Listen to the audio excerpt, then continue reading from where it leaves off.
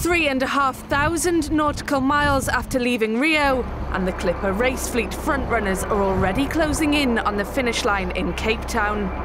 The Stormhook race to the Cape of Storms has certainly lived up to its name with testing conditions, and despite a slight respite over the last couple of days, winds are cranking up again for a fast finish.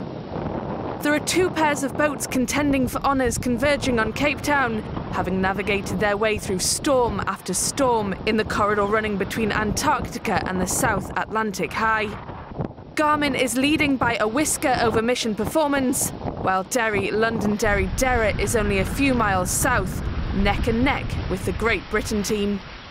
Any one of them could take line honours in what's set to be a very close finish.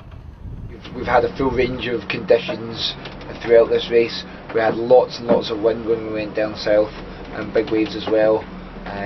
Now we're heading further north up towards the finish in Cape Town. It started to get a little bit warmer, which is good. Also, as the sun set this evening, the wind started dying away, which should lead to a really interesting finish to the race. It should become quite tactical, and I would imagine it's going to be quite close. Less than 80 miles behind the front four is South African-sponsored team Yacht, looking to maximise points into their home port, with a respectable finish in the top half of the fleet. They've battled through heavy seas further south in an attempt to overtake the chasing pack, with some competitors entering stealth mode to hide their position and tactics from the rest of the fleet for 24 hours. We've just finished the ocean sprint.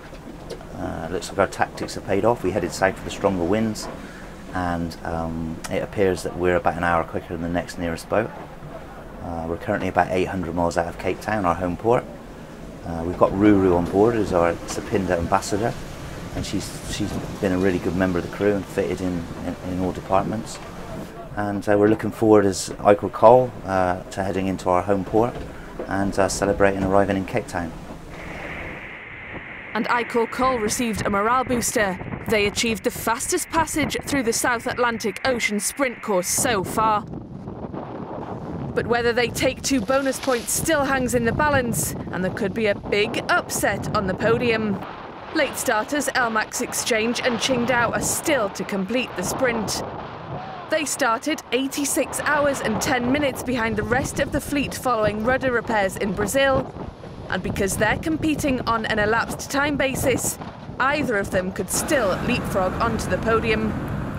With the leaders expected to finish in the early hours of Thursday morning local time, LMAX Exchange and Qingdao will be pushing for a strong finish.